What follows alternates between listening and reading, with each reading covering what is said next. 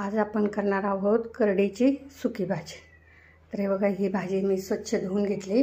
आता त्याच्यात एक ग्लासभर पाणी टाकून ही आता थोडीशी उकळून घेणार, बोटचेपी उकळून घेणार।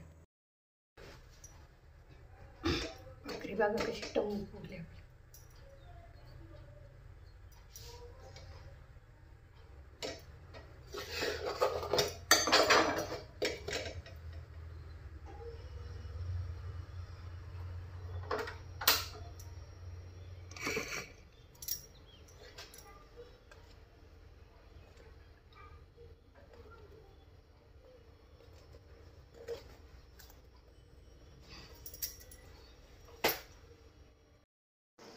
हे बघा, आता या भाजीसाठी हिरवी मिरची, लसूण आणि जिरे हे घेतलं। हे आता ओबडधोबड मी वाटून घेणार आहे। हे बघा, आता इकडे एक तेल टाकलं। आता आपलं तेल गरम झालंय, याच्यात मी मोहरी टाकणार आणि वाटणात जिरे घेतलेच होते तर थोडेसे यात पण जिरे टाकणार। जिऱ्यांमुळे काय होतं, ही भाजी थोडी हे असते ना वाटून, तर मग ते त्याचा वास थोडासा कमी होतो। आता हे जे हे करून घेतलं मी, हिरवी मिरची, लसूण आणि जिऱ्याचं ओबडधोबड वाटण करून घेतलं, ते या तेलामध्ये टाकलं।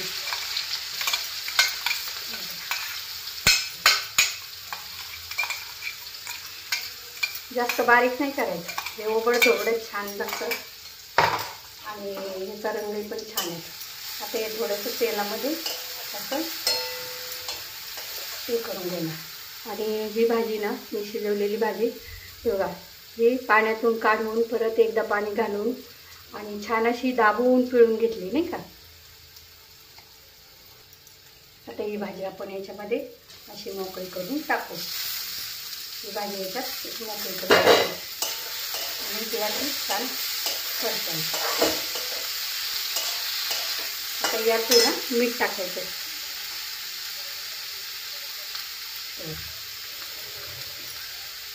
पालेभाज्यांना आहे ना थोडंसं मीठ कमीच लागतं बरं का। आणि मी कढई कोणती घेतली माहिती का, ज्या कढईमध्ये मी भाजी उकडून घेतली ना, तीच कढई मी धुवून पुन्हा भाजी परतण्यासाठी पण वापरली।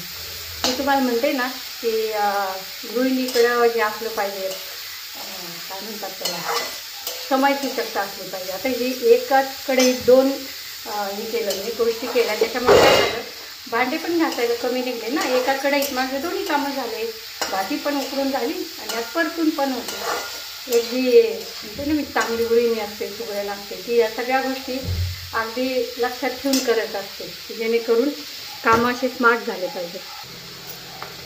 आता यात आहे ना, आता ही छान परतून झाली, तेल आणि मिरचीमध्ये छान परतून झाली।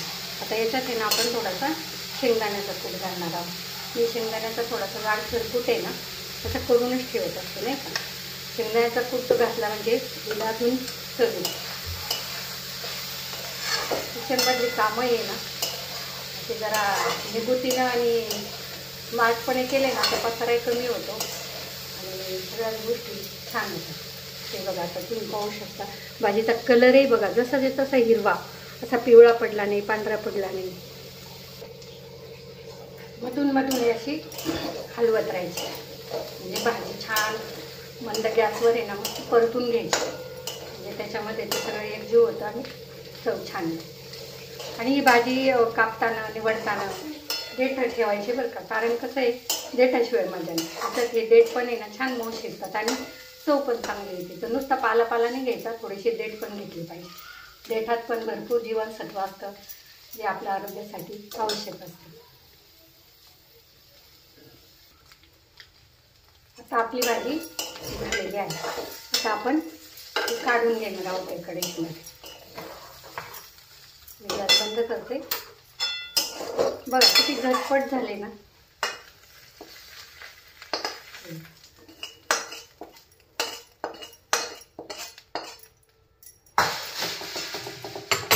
छान भाजी आपली मस्त तयार झाली। हे बघा किती छान भाजी तयार झाली बघा, कलर पण किती सुंदर आला, हिरवा हिरवा। कुठली पण पालेभाजी करताना आहे ना शक्यतो त्याच्यावर आहे ना झाकण नाही ठेवायचं, झाकण ठेवलं की भाजीचा कलर बदलतो, ती पिवळसर अशी वेगळी लागते. म्हणून न झाकण ठेवताच ती उकडून घेतली. आता छान परतली, अशी मस्त भाजी झाली बघा. हा व्हिडिओ आवडल्यास नक्की सबस्क्राईब करा, लाईक करा, कमेंट्स करा आणि शेअर पण करा. धन्यवाद.